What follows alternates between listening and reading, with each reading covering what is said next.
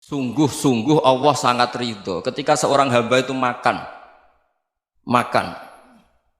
makan ketika sesuap nasi dia muji Allah, ketika minum seteguk nasi dia muji Allah. Itu kalau orang diridhoni Allah itu wali betul. Itu untuk jadi wali itu gampang, kamu makan ridho, kamu ninjak buminya Allah ridho seneng, kamu hidup keseharian aman seneng. Nah ini supaya sampean kita semua ngaji betapa panduan Rasulullah untuk menggapai ridho Allah itu banyak yang keseharian sekali. Saking kesehariannya banyak dalam hadis dan itu sahih. Nabi menyebut hal-hal yang keseharian. Hatta ma tas'alu fi fimra'atika, kamu punya uang kemudian istri kamu bisa makan itu ibadah. Bahkan sebagian ibadah itu dicontohkan Nabi yang akhirnya diprotes sahabat. Yaitu wafi buti ahadikum sodakoh, kamu menggauli istri kamu itu ya sodakoh. Sampai sahabat bilang yang benar ya Rasulullah, ayati ahaduna syahwatahu wa huwa lahu ajrun, masa urusan biologis, urusan syahwat kemudian dia dapat pahala. Nabi menjawab, alai salawadu'aha fi haramin akana alaihi wisrun, bagaimana kalau dia meletakkan ke yang tidak benar itu kan dosa. Nah hal-hal seperti ini yang saya ingin teman-teman semua saya juga agak ingin ngaji demi Anda juga enggak ingin. Itu dosa sekali ngaji kok pesanan kelompok tertentu itu enggak boleh. Islam itu untuk semua. Jadi ya cuma karena di depan saya jenengan ya seakan-akan jenengan korbannya. Itu ada ilmunya dalam usul fikih itu. Jadi orang itu harus ngaji usul fikih. Nama yang disebut, mungkin Mas Sufyan masih ingat zaman ngaji usul fikih. Nama yang disebut itu tidak jaminan sebagai prioritas perintah. Jadi misalnya gini, kebetulan yang di depan Nabi itu Abu Dzar. Nabi ya bilang, ya Aba Dzarin ini uhibbuka misalnya, atau ya Mu'ad ini uhibbuka, atau ya Abu Hurairah ini uhibbuka misalnya. Banyaklah riwayat yang Nabi nyebut ya Aba Dzarin, ya Mu'ad, ya Abu Hurairah. Kemudian misalnya Nabi meneruskan khitab, ini uhibbuka, saya mencintai kamu, fakul dubur sholatin, atau sebagian riwayat disebut fala tada'anna dubura kulli sholatin, Allahumma inni ala dzikrika wa syukrika wa husni ibadatik. Saya mencintai kamu, siapa saja. Mu'ad bisa, Abu Dzar bisa siapa? Saya mencintai kamu, mohon kalau habis sholat kamu jangan lupa wiridan Allahumma a'inni ala dzikrika wa syukrika wa husni ibadatik. Ya Allah, tolong kami permudah supaya mudah ingat engkau. Anda tidak bisa mentang-mentang, wong nama saya Parmin, nama saya Purnomo, itu yang diperintahkan Mu'ad misalnya. Jadi yang disebut satu, tapi khitab itu untuk siapa saja. Saya teruskan. Jadi saya mohon semua kita melakukan kebaikan itu kalau dalam kaidah fikih disebut al yakin la yuzalu bisyak. Banyak kebaikan yang kebenarannya itu 100%. Tidak punya efek samping ke pihak lain, ke kelompok lain, ke komunitas lain. Itu tadi misalnya Anda makan dan itu murah sekali, hanya butuh satu piring. Setiap kunyahan kamu muji Allah, setiap minum kamu muji Allah. Itu redaksinya Rasulullah SAW disebut Allah sangat ridho ketika seorang hamba makan, kemudian dia memuji Allah, atau minum kemudian dia muji Allah. Logikanya gampang. Negara seperti ini yang kamu harapkan bentuknya kayak apa, mertua, ipar, komunitas, tetangga, itu nyata terjadi itu kan belum pasti. Sementara yang mesti terjadi adalah kamu butuh makan, kalau tidak mati. Butuh minum, kalau tidak mati. Butuh bumi yang nyaman ditempati, kalau tidak kita juga mati. Sebab itu Allah kalau menyebut nikmatnya itu hal-hal yang keseharian.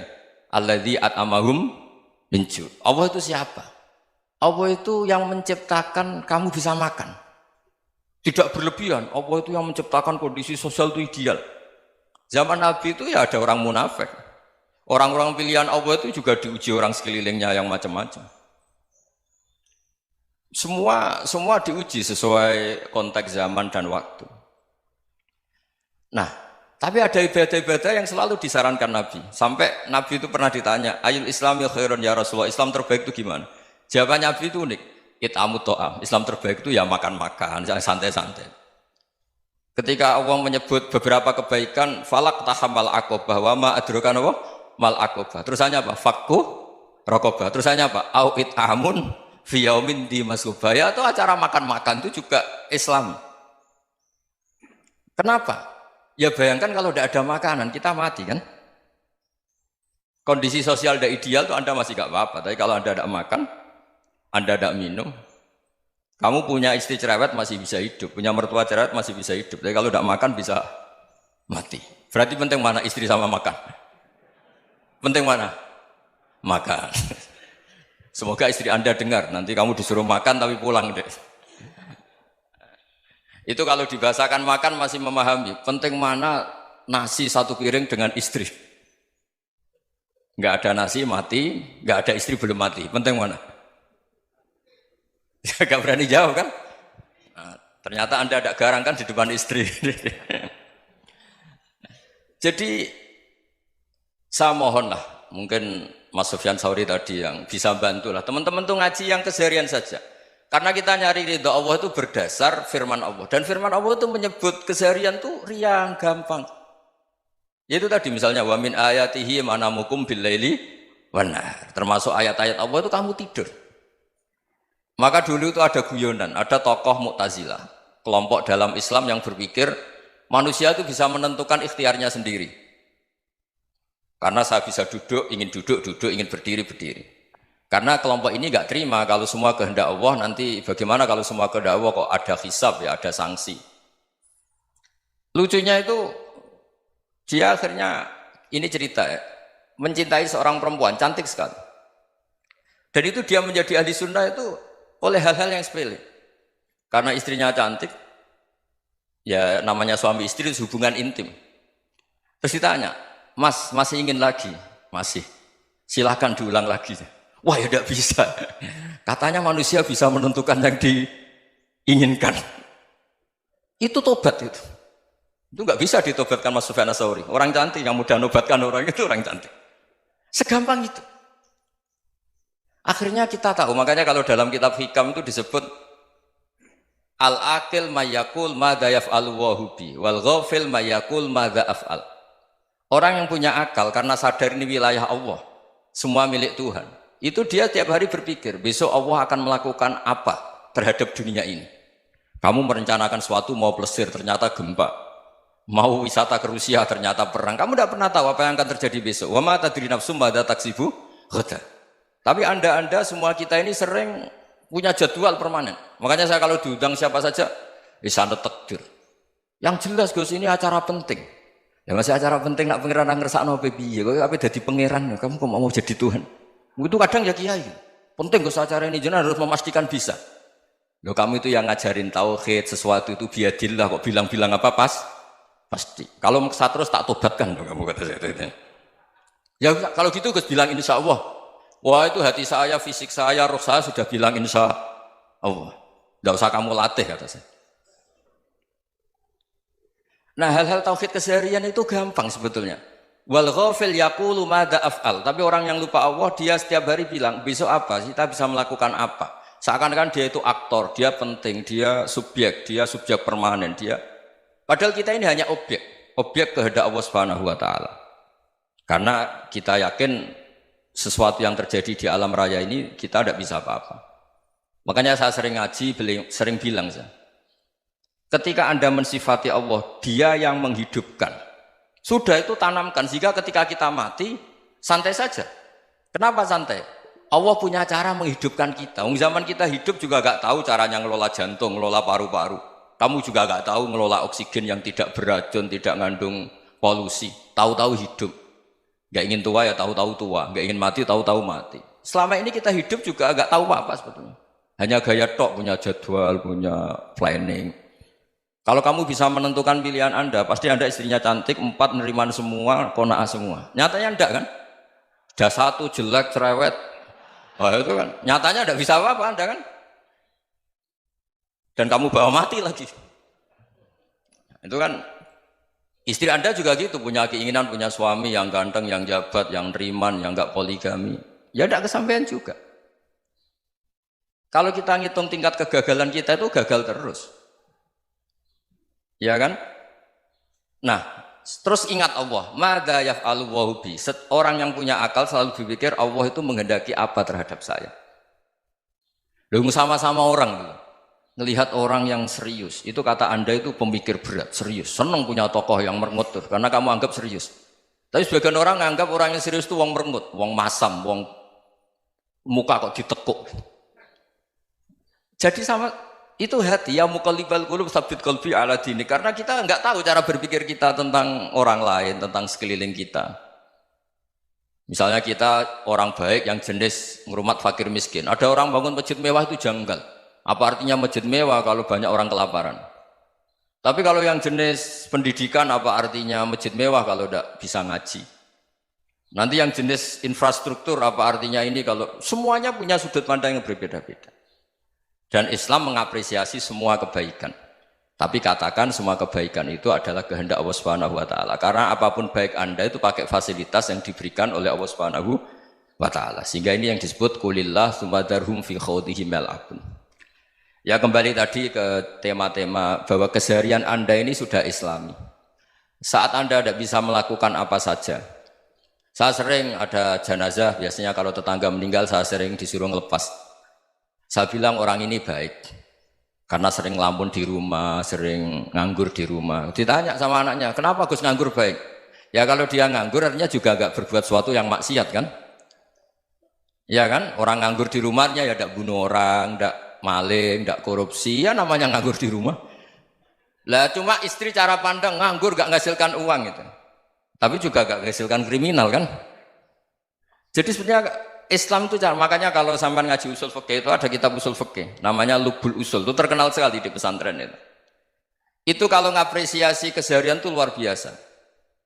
Izma min mubahin illa wa yatahaqqaqu bihi tarku haramimma. Karena keseharian yang mubah saat Anda lakukan itu ada kehebatan yang luar biasa, yaitu meninggalkan haram. Makanya dulu banyak orang-orang alim ketemu temannya itu guyon sampai semalaman. Itu biasanya yang semangat Islam itu kiai kok tidak tahajud, kiai kok tidak witir. Orang yang sedang mapan uangnya banyak, malam itu tidak kelayaban itu sudah luar biasa.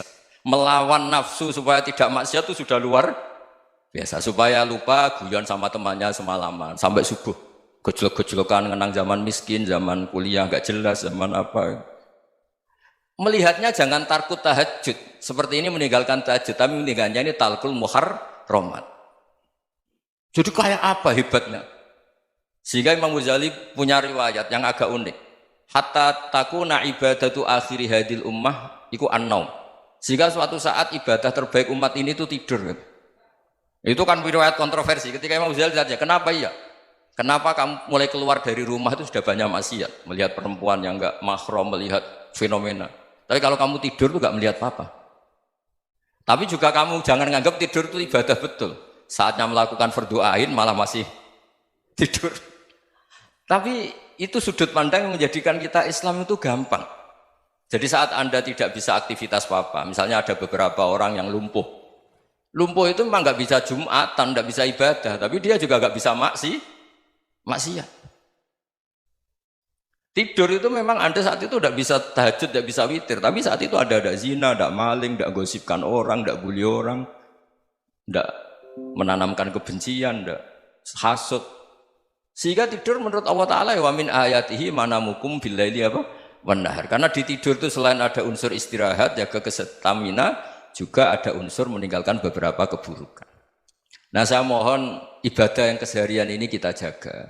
Supaya kita semua baca ayat itu fasih. Fasih itu tertanam di hati. Allah itu siapa? Alladzi at'amahum min ju'i wa amanahum min khauf. Dan Allah kalau cerita di Quran itu anna sababnal ma'a sabba thumma syaqaqnal ardha wa syaqqa fa ambatna fiha habba wa inaba wa qadba wa zaituna wa nakhla wa hadaika hulba. Kamu tahu saya ini siapa, kata Allah? Saya ini adalah Tuhan yang menurunkan air, kemudian ada tanaman banyak, habba wa inaba wa qadba, ada zaitun, ada tin, kalau orang Jawa mungkin ada tela, ada padi, ada mangga, ada pisang. Sudah. Wa inaba wa zaituna wa nakhla wa hadaika hulba, ada perkebunan yang lebat. Tujuannya apa? Mata Allahkum, silahkan kamu pakai, kamu nikmati. Tapi karena kadang kita ini punya ide-ide besar. Tadi untuk syukur saja nunggu punya istri riman, rumah baik, tetangga baik, komunitas baik, semuanya baik baru syukur. Lama-lama nanti ada di surga, syukurnya nunggu surga paling kelas A. Itu sudah ada yang menghuni Rasulullah, kamu nggak boleh di situ. Masa untuk syukur saja? Repotnya Masya Allah. Jadi mohonlah Quran yang kalau Anda hafalkan juz amma itu kan ada ayat-ayat yang kayak tadi.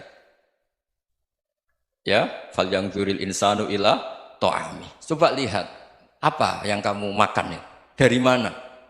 Dan untuk mempertahankan hidup kamu keseharian.